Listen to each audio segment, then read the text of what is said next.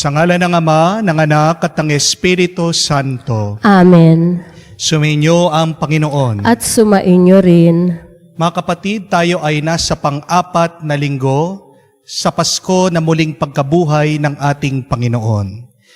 Ang pang-apat na linggo ng muling pagkabuhay ng Diyos ay tinatawag natin bilang Good Shepherd Sunday.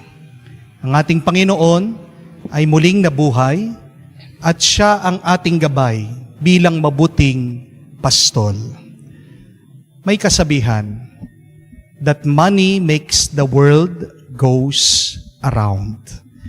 Money talks. Basta't merong kang pera, mapapagalaw mo ang mga bagay-bagay. Pero pinapaalala sa atin sa mabuting balita na hindi porket ikaw ay may pera na mananatiling tapat ang mga tao sa iyo. Dahil ang isang bayaran sa harap ng panganib, siya ay magiging duwag at iiwan niya ang kanyang iniingatan at inaalagaan.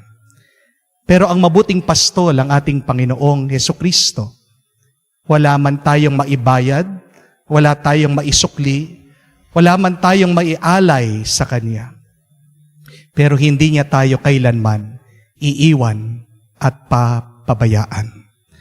Itong isang dahilan ng ating tuwa at galak. Dahil kahit na tayo hirap na hirap, kahit na nananatili tayo matigas ang ulo at malayo sa Kanya, hahanapin pa rin niya tayo, aalagaan at mamahalin. Naway manumbalik tayo sa ating katapatan sa Diyos at sa ilang saglit, isipin natin at alalahanin ang mga pagkakataon tayo nang hina, nagduda, at lumayo sa Kanya. Hilingin natin ang Kanya pagpapatawad para tayo ay maging karapat-dapat minsan pa na makatanggap sa mga banal na misteryo. Inaamin ko Sa makapangyarihang Diyos at sa inyo mga kapatid, na lubha akong nagkasala sa isip, sa salita, sa gawa at sa aking pagkukulang. Kaya isinasamo ko sa mahal na Birheng Maria, sa lahat ng mga anghel at mga banal, at sa inyo mga kapatid, na ako'y ipanalangin sa Panginoong ating Diyos. kaawaan tayo na makapangyarihang Diyos, patawarin tayo sa ating mga kasalanan at patnubayan tayo sa buhay na walang hanggan. Amen.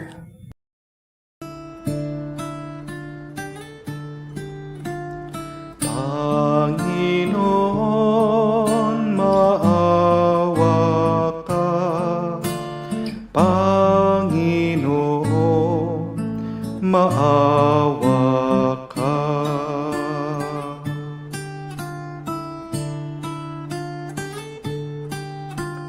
Kristo, maawa ka.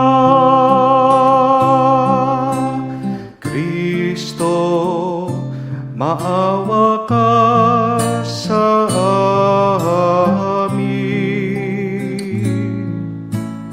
Panginoon, maawa ka. Panginoon, maawa ka. Gloria in excelsis Deo.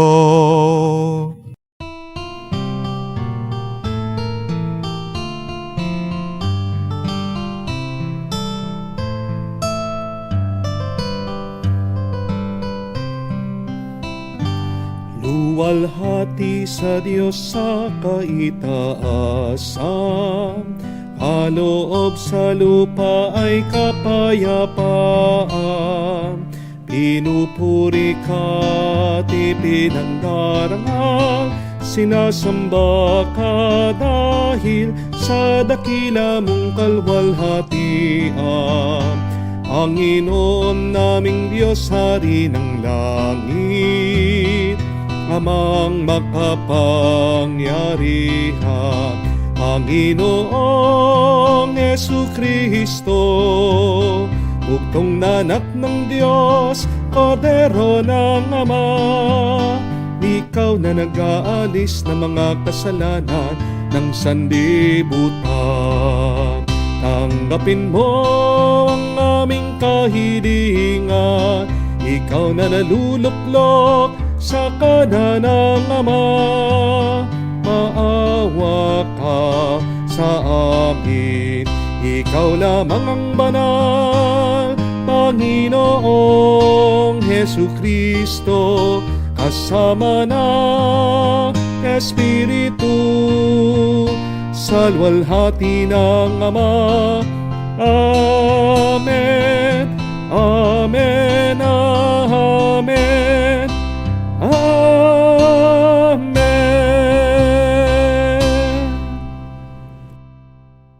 Manalangin tayo. Ama naming makapangyarihan, akayin mo kami upang kami mapabilang sa mga maliligayang kapiling mo sa kalangitan, upang sa pagsunod namin bilang abang kawan, kami makarating sa sinapit ng pastol na idinangal, na siya'y namamagitan kasama ng Espiritu Santo, magpa sa walang hanggan. Amen. Pagbasa mula sa Gawa ng mga Apostol. Noong mga araw na iyon, nagsalita si Pedro, napuspos ng Espiritu Santo, mga pinuno at matatanda ng bayan, kung sinisiyasat ninyo kami ngayon, tungkol sa kabutiang ginawa namin sa lumpong ito, at kung paano siya gumaling, talastasin ninyong lahat at ng buong Israel na ang taong ito ay nakatindig sa inyong harapan at lubusang gumaling dahil sa kapangyarihan ng pangalan ni Jesucristong taga Nazaret. Siya'y inyong ipinako sa krus, ngunit muling binuhay ng Diyos.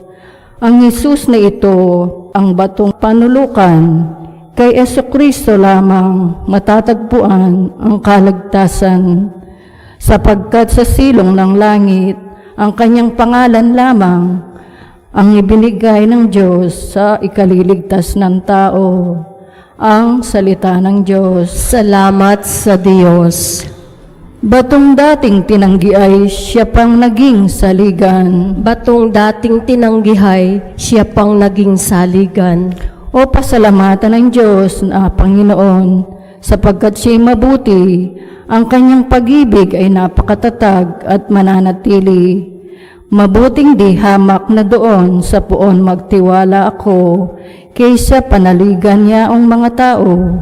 Igit ngang mabuti ang pagtitiwala sa puong ibigay, kaysa panumuan ng ating asahan. Batong dating tinanggihay, siya pang naging saligan. Aking pinupuri ikaw, Panginoon, yamang pinakinggan, dininig mo akong pinapagtanggupayan. Ang batong natakwil, nangagtatayo ng tiraang bahay, sa lahat ng bato'y igit na mahusay. Ang lahat ng ito ang nagpamalas, ay ang Panginoong Diyos, kung iyong mamasdan ay kalugod-lugod. Batong dating tinanggihay, siya pang naging saligan. Ang pumaparito sa ngalan ng poon ay nagpapalain. Magmula sa templo, mga pagpalai kanyang tatanggapin. Ikaw ay aking Diyos, kaya naman ako'y nagpapasalamat. Ang pagkadakila mo ay hahayag. Ang pasalamatan ng Diyos na poon, pagkat siya'y mabuti, ang kanyang pag-ibig ay napakatatag at mananatili. Batong dating tinanggihay, siya pang naging saligan. Pagbasa mula sa unang sulat ni Apostol San Juan. Mga pinakamamahal, isipin ninyo kung gaano kalaki ang pag-ibig sa atin ng Ama. Tinatawag niya tayong mga anak ng Diyos, at yan ang totoo. Ito ang dahilan kung bakit hindi tayo nakikilala ng mga makasanlibutan. Hindi nila kinikilala ang Diyos. Mga minamahal, sa ngayon, tayo'y mga anak ng Diyos. Ngunit hindi pa nahahayag ang magiging kalagayan natin. Gayunpaman, alam nating sa pagparitong muli ni Kristo, tayo matutulad sa Kanya sapagkat makikita natin siya sa Kanyang likas na kalagayan. Ang salita ng Diyos. Salamat sa Diyos.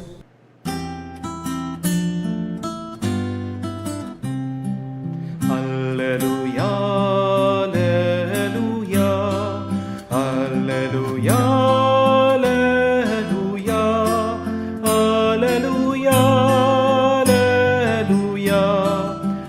alleluia, alleluia, alleluia, alleluia, alleluia, alleluia. Ako'y pastol na butihin, kilala kong tupang akin. Ako'y kilala nila rin. Aleluya, aleluya. Sumainyo ang Panginoon. At sumainyo rin. Ang mabuting balita ng Panginoon ayon kay San Juan. Papuri sa iyo, Panginoon.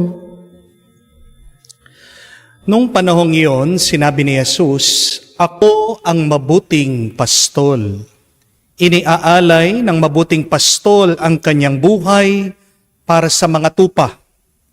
Ang upahan ay tumatakas kapag nakakakitang dumarating ang asong gubat. Iniiwan niya ang mga tupa. Palibhas ay hindi siya pastol at hindi kanya ang mga tupa. Kaya't sinisila ng mga asong gubat ang mga ito at pinangangalat. Tumakas siya, palibhas ay upahan lamang at walang malasakit sa mga tupa. Ako ang mabuting pastol. Kung paano nakikilala ako ng Ama at siya'y nakikilala ko, gayon din naman nakikilala ko ang aking mga tupa at ako na may nakikilala nila. At inaalay ko ang aking buhay para sa mga tupa. Mayroon akong ibang tupa na wala sa kulungan na ito. Kinakailangan sila'y alagaan ko rin. Pakikinggan nila ang aking tinig. Sa gayoy magiging isa ang kawan at isa ang pastol. Dahil dito'y minamahal ako ng Ama sapagkat inaalay ko ang aking buhay upang ito'y kunin kong muli. Walang makakakuha nito sa akin. Kusa ko itong ibinibigay. Mayroon akong kapangyarihan, ibigay ito at kunin uli. Ito ang utos na tinanggap ko sa aking Ama. Mga kapatid, ang mabuting balita ng ating kaligtasan. Pinupuri ka namin, Panginoong Hesukristo. Magandang araw po muli sa inyong lahat. God is good. Sobra-sobra. Sobra-sobra. God is good. Luma na po yan. Meron na pong mas bago. Ano po? Pag sinabihan po kayo na God is good, ang sagot niyo daw po dapat ay, grabe. Yan. At pag sinabi naman na all the time, ang sagot niyo po, syempre. Nakuha niyo po? Sige nga, practicein natin. God is good. Grabe. All the time. Siyempre. Palakpakan po natin ang Panginoon. How good is our God? Gaano kabuti ang ating Panginoon. Una, mula sa kamatayan, siya'y nabuhay muli para iligtas tayo sa kamatayan ng kasalanan. That is the first proof of the goodness of God. Nilabanan niya ang kamatayan para tayong mga namamatay sa kasalanan ay mabuhay. Amen? At ano ang pangalawang katunayan na napakabuti ng Panginoon? Na muli siyang nabuhay at ngayon patuloy siyang naggagabay sa ating lahat. Kaya siya ang tinatawag nating mabuting pastol. At pinahayag ng ating Panginoon, napakaganda, na iaalay niya ang kanyang buhay sa atin. Ipagkakaloob niya mismo ang kanyang sarili para tayo ay mabuhay, hindi mawala at hindi mamatay. That is the goodness of God. That beyond the grave, God is still alive, leading us, guiding us, taking care of us because of His love for us. Ang tanong, naniniwala pa po ba kayo na tayo ay palagi pa rin ginagabayan ng Diyos? O baka naman marami sa inyo ang nalulungkot, nag-aalala, nadidepress dahil nararamdaman nila sila'y mag-isa. My dear friends, allow me to share with you this very beautiful story to renew your faith in the risen Lord, our good shepherd who continues to guide us, to be with us, and continues to take care of us. Pakinggan niyo po ang kwentong ito para mabuhayan kayo muli ng pananampalataya sa Diyos na palaging kasama natin. At ito po, totoong nangyari. Kamakailan, ako po ay nasa Cebu. At meron po nakipag-meet sa akin na follower natin. Palaging nanonood sa ating mga homily, palaging nag-a-attend kahit lang po sa online mass. At nung nagkita po kami, shinare niya sa akin na ang kanyang anak ay nagkaroon po ng sakit. Nakakita po ang mga doktor ng cyst sa loob po ng kanyang ovary. At ito pong tatay was devastated. Lungkot na lungkot. Nagsaserve siya sa simbahan, pero napakwestiyon sa Diyos. Sabi niya, Panginoon, bakit ganyan ka? Hindi naman ako nagkulang sa paglilingkod sa iyo, pero bakit ganyan? Binigyan mo ng problema aming pamilya, lalong-lalo na sakit ang aking anak.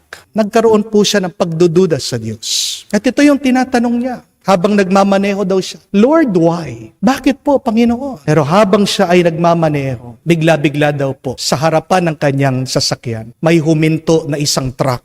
At pagkakita po niya doon sa likod ng truck, may nakasulat, mensahe galing sa Diyos. Alam niyo po kung ano sinabi ng Panginoon sa kanya? Nakasulat, nothing is impossible with God.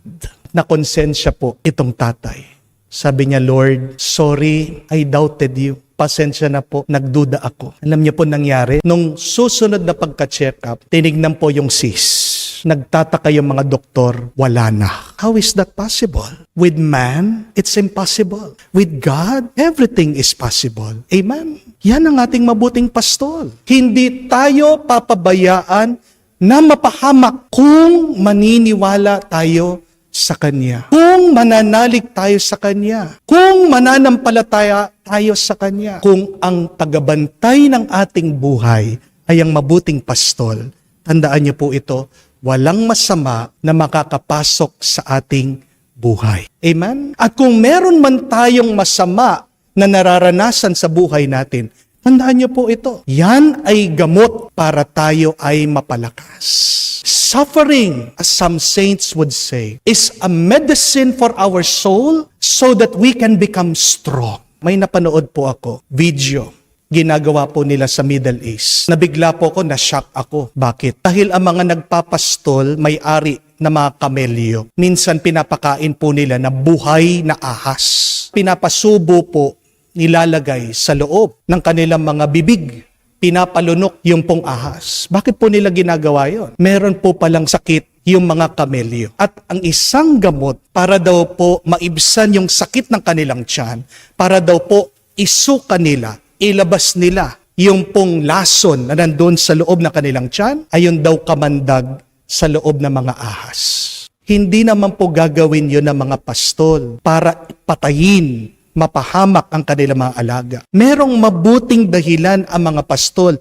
Bakit nila ginagawa yon? Dahil gusto nilang pagalingin, hilumin yung sakit ng kanilang mga alaga. Kaya nga, magtiwala tayo. Kung para sa atin, ang paparating ay panganib, masama. Pero kung hinahayaan yan ng Diyos na dumating sa iyo, manalig ka. May mabuti at magandang dahilan ang mabuting pastol. Bakit hinahayaan niyang manatili ang masamang karanasan yan sa iyong buhay? Amen? Everything that God does is for our own good, is for the betterment of our soul, and for the strength of our character. Kaya nga po, napakahalaga, palagi tayong sumunod sa mabuting pastol. Bakit? Dahil sa ating pagsunod sa Kanya, binabago niya ang ating pagkatao. Remember also, my dear friends, you are who you follow. Nagiging ikaw kung sino ang iyong sinusundan. Pag ang mga tupa, sinusundan nila leon, sa tingin niyo po ba magiging duwag yung mga tupa? Hindi. Di po ba? Pero kung ang mga leon, ang sinusundan po nila, kuting. Ano po sa tingin niyo magiging ugali ng mga leon? Magiging kuting din. Di po ba? Ask yourself, who do you follow? If you follow God, then you will become like God. But if you follow only man and material things in this world, you will become weak. Hindi ko po alam kung alam nyo sa China, may napakahaba, napakalaking pader. Ang tawag po nila dito ay the Great Wall of China. Nagdesisyon po ang mga Chinese na pagawa, patayo ang napakahabang pader pong ito bilang kanilang depensa dahil gusto nilang magkaroon ng kapayapaan sa kanilang kaharian. Pero ito'y nakakapagtaka. Magsimula po nung naipatayo nila yon, in the span of 100 years, alam niyo po kung ilang beses na silang pinasukan, nilusuban, ginera, 3 beses. Bakit po hindi epektibo yung pader? Anong nangyari? Bakit nilusob sila, napasukan sila? Inakyatan po ba nila yung pong pader? 45 feet po ang taas.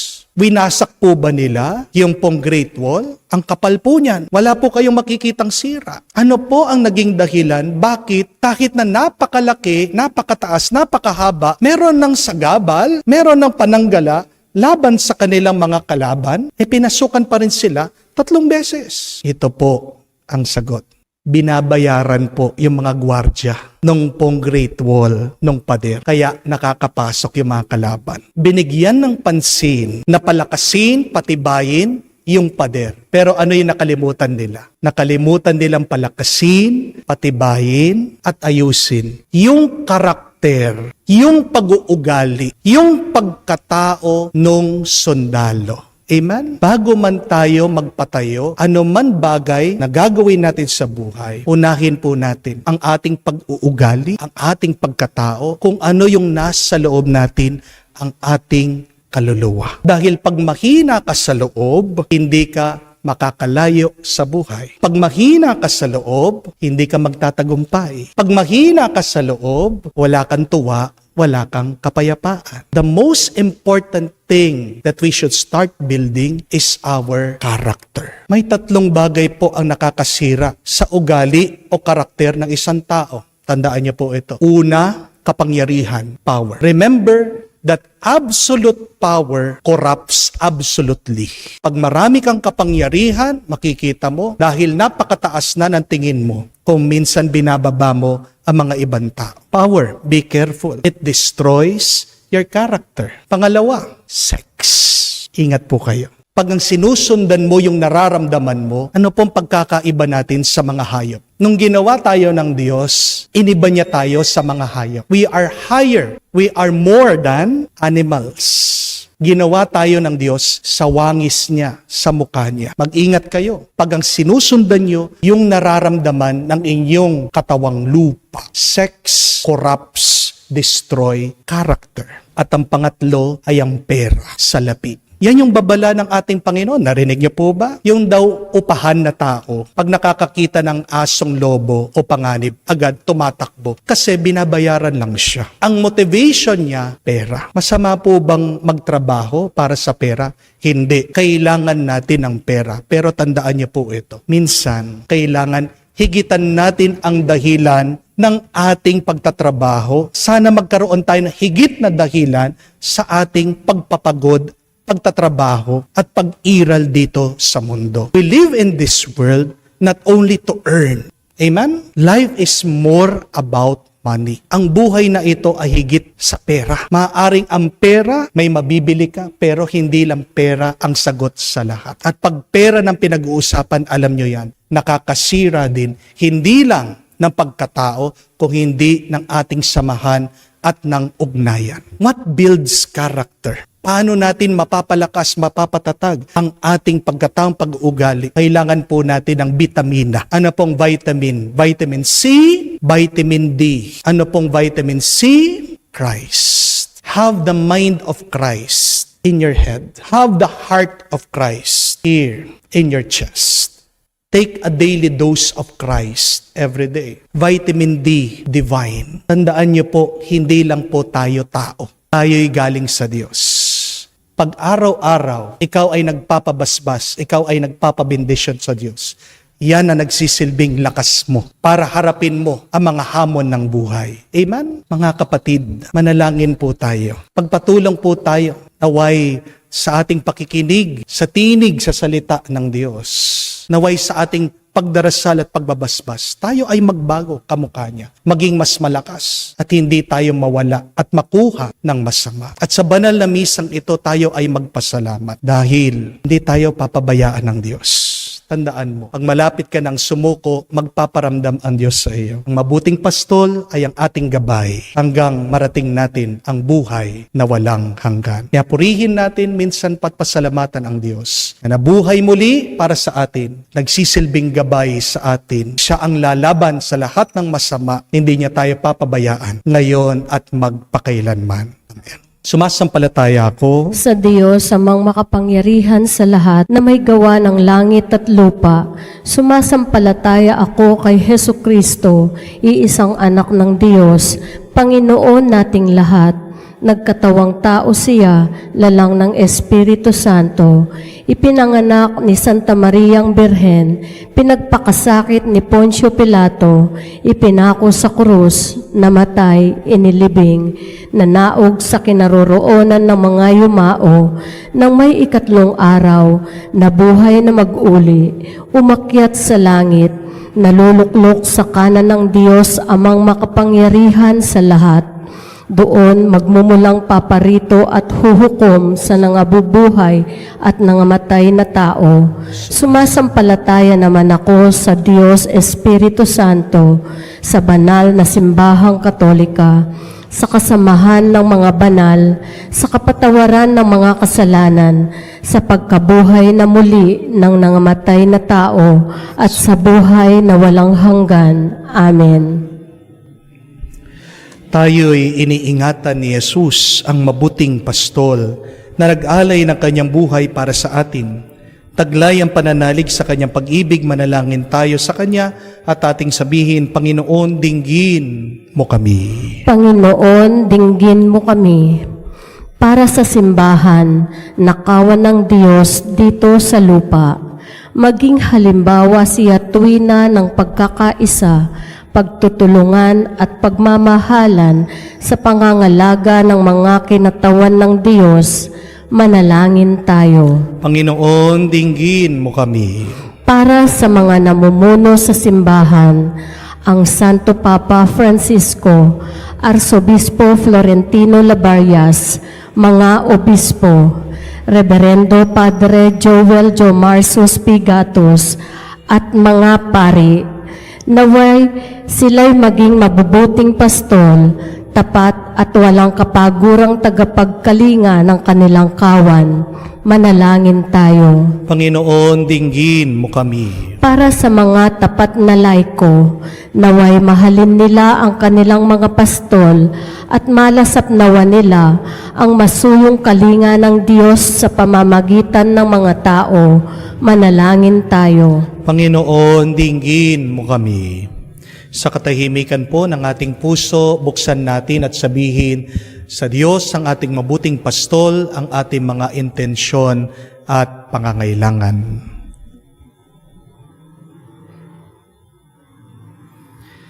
Jesus na mapagmahal, iniaalay mo ang iyong buhay upang iligtas kami sa masama at akayin tungo sa buhay na walang hanggan.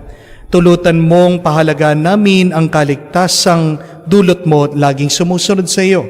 Aming butihing pastol na nabubuhay at nagahari magpakailanman. Amen.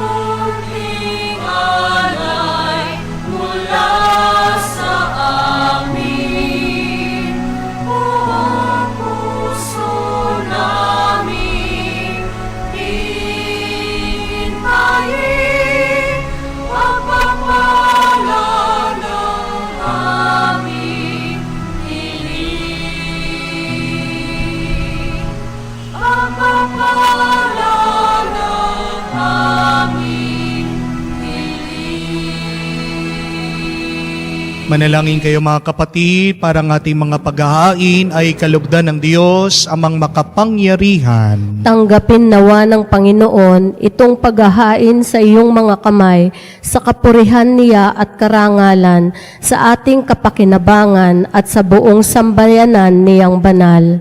Ama naming lumikha, ipagkaloob mong kami ay magalak sa pagdiriwang ng Pasko ng pagkabuhay ng iyong anak, upang amang ginagawang patuloy na pagsagip sa amin ay maging sanhi ng aming ligayang walang maliw.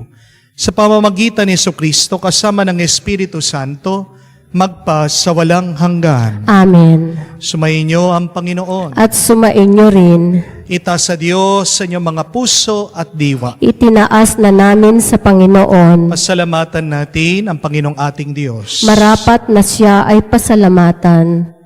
Ama naming makapangyarihan, tunay nga marapat na ikaw ang aming pasalamatan. Ngayon pinagdiriwang ang paghahain ng Mesiyas, ang maamong tupa na tumubos sa aming lahat.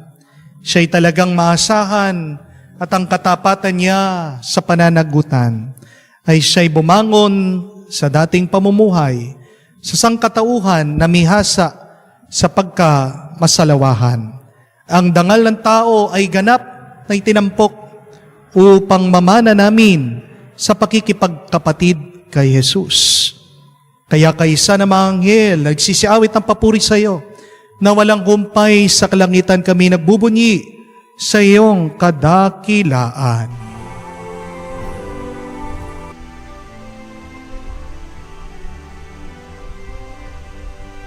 Santo, Santo, Santo, Panginoong Diyos ng mga hukbo, napupuno ang langit at lupa ng kadakilaan mo.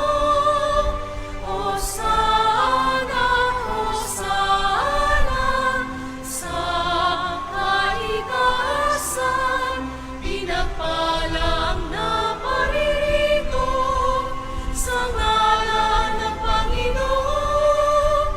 Hosana, Hosana, sa kaitaasan. Hosana, Hosana, sa Kaitaasan.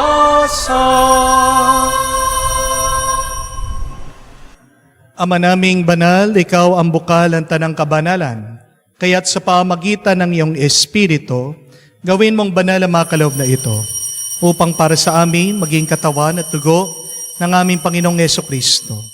Bago niya pinagtiis ang kusang loob na maging handog, hinawakan niyang tinapay, pinasalamatan kanya, pinaghati-hati niya iyon, inabot sa kanya malagad at sinabi, tanggapin ninyong lahat ito at kanin, itong aking katawan na ihahandog para sa inyo.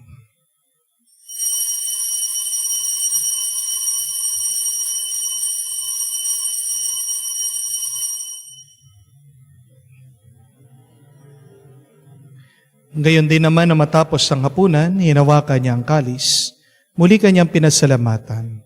Binigay niya ang kalis sa kanyang mga alagad at sinabi, tanggapin ninyo lahat ito at inumin. Ito ang kalis ng aking dugo, ng bago at walang hanggang tipan. Ang aking dugo na ibubuhos para sa inyo at para sa lahat, sa ipagpapatawad ng mga kasalanan. Gawin ninyo ito sa pag-alaala sa akin.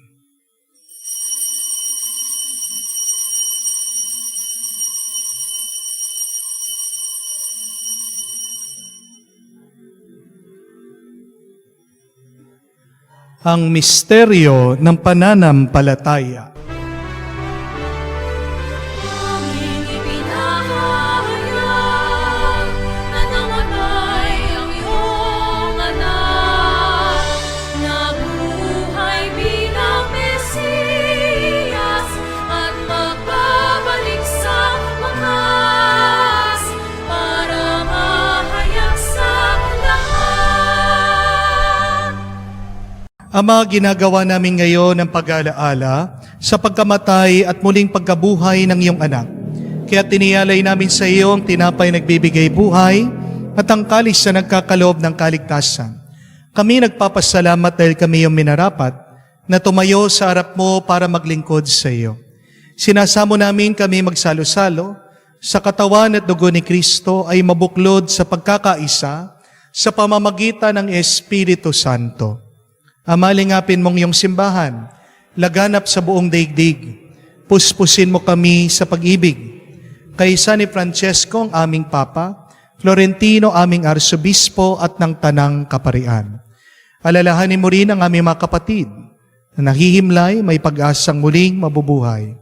Gayon din lahat ng mga pumanaw, kawan mo't sila't patuloyin sa iyong kaliwanagan.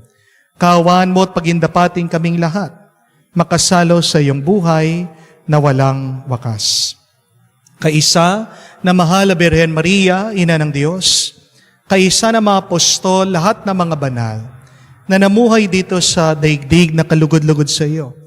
May pagdiwang nawa namin ang pagpupuri sa kararangal mo sa pamamagitan ng iyong anak, aming Panginoong Heso Kristo.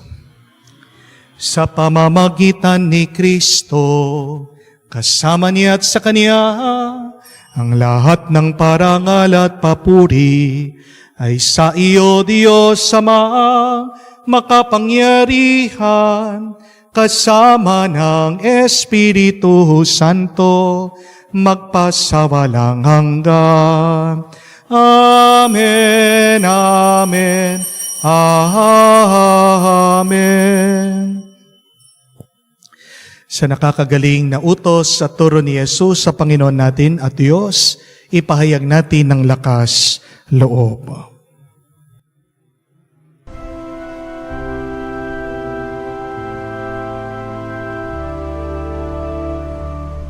Ama namin, sumasalangit ka, sambahin ang ngalan mo, mapasa amin ang kaharian mo, sundin ang loob mo dito sa lupa, para lang sa langit. Bigyan mo kami ngayon ng aming kakanin sa araw-araw, at patawarin mo kami sa aming mga sala, para ng pagpapatawad namin sa nagkakasala sa amin. At huwag mo kaming ipahintulot sa bukso, at iadyan mo kami sa lahat ng masama. Hinihiling namin kami adya sa lahat na masama, pagkalooban ng kapayapaan araw-araw, iligtas sa kasalanan, at ilayo sa lahat ng kapamakan. Samantalang aming pinanabikan ang dakilang araw ng pagpapahayag ng tagapagligtas naming si Heso Kristo. Sapagkat iyo ang kaharian, ang kapangyarihan, at ang kapurihan, magpakailanman. Amen. Panginoong Heso Kristo, sinabi mo sa iyong mga apostol, kapayapaan ang iniiwan ko sa inyo, ang aking kapayapaan binibigay ko sa inyo. Tunghayan mo ang aming pananampalataya at huwag ang aming pagkakasala. Pagkalooban mo kami ng kapayapaan at pagkakaisa ayon sa iyong kalooban. Kasama ng Espiritu Santo, magpa sa walang hanggan. Amen. Kapayapaan ng Panginoon ay laging sumainyo. At sumainyo rin. Magbigayan po tayo ng kapayapaan sa bawat isa. Peace with you po. Kapayapaan po sa inyong lahat.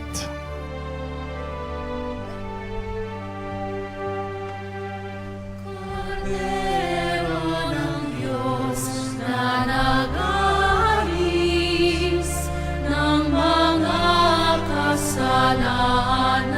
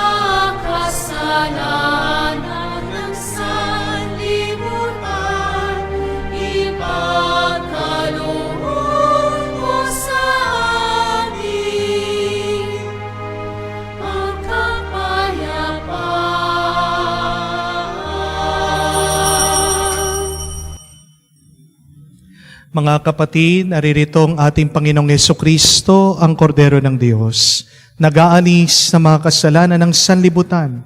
Mapalad tayong lumalapit sa piging ng Kordero. Panginoon, hindi ako karapat-dapat na magpatuloy sa iyo, ngunit sa isang salita mo lamang ay gagaling na ako.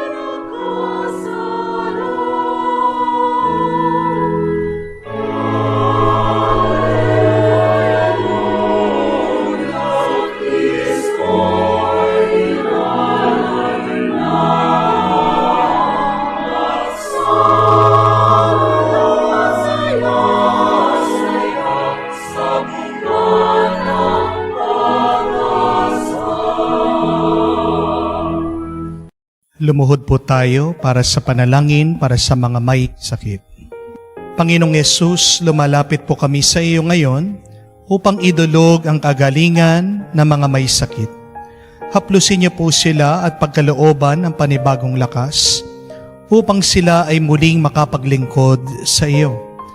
Patawarin niyo po sana sila sa kanilang mga kasalanan at pagkalooban din ng kagalingan pang kaluluwa.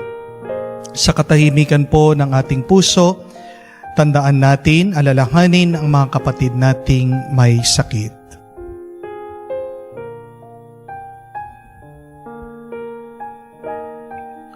Hinihiling namin to sa ngalan ni Kristo, aming Panginoon. Amen. Panalangin para sa mga OFW. Ama, pinapanalangin namin sa iyo ang natatanging kahilingan ng lahat ng mga nagtatrabaho sa ibang bansa. Tulungan mo sila bawat sandali ng kanilang buhay habang nasa ibang bansa. Palakasin mo sila kapag pinaghihinaan sila ng kalooban. Pagalingin mo sila tuwing nagkakasakit. Aluin mo sila kapag nalulungkot sila. Ilayo mo sila sa anumang masama at kapahamakan upang magpatuloy sila lagi sa kanilang buhay. Mapahalaga nawan ng kanilang pamilya ang bawat sakripisyo nila sa ibang bansa upang wag masayang ang kanilang pagpagpagal. Kawaan at pagkalooban mo ng biyaya ang lahat ng mga OFW dahil sa iyo lamang aasa at wala ng iba. Ang lahat ng ito ay aming sama-samang panalangin sa ngalan ni Jesus. Amen. Banal na mukha ni Jesus. Kaawaan mo kami. Tumayo po tayo. Manalangin tayo.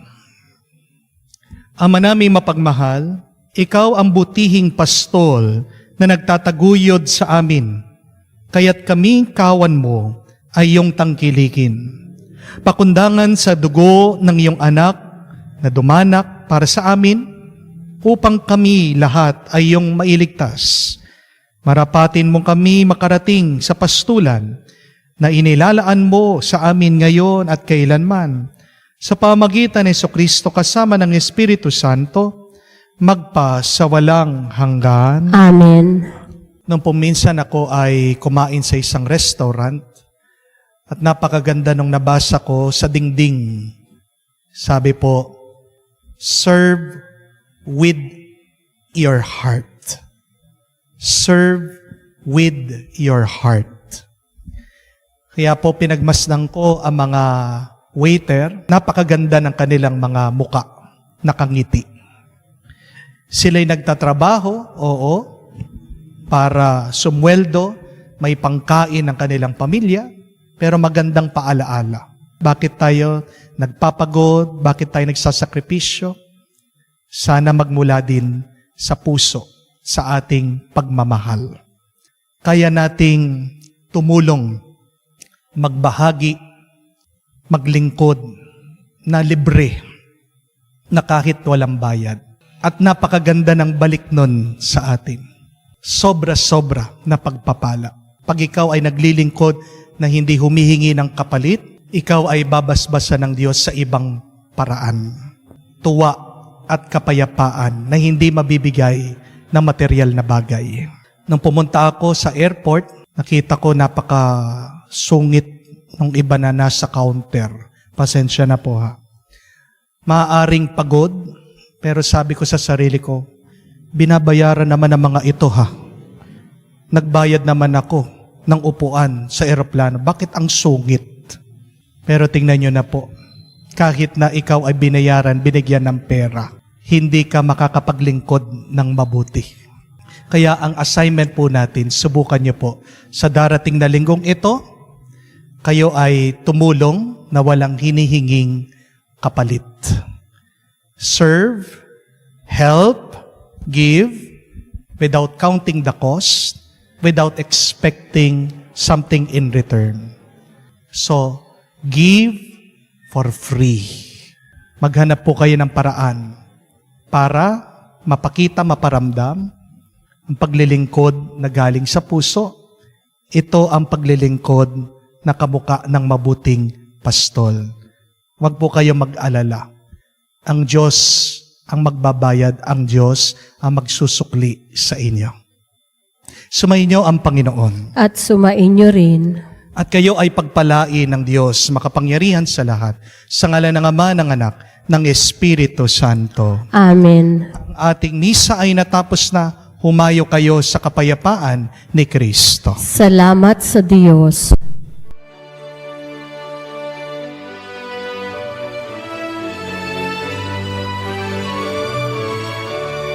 Si Jesus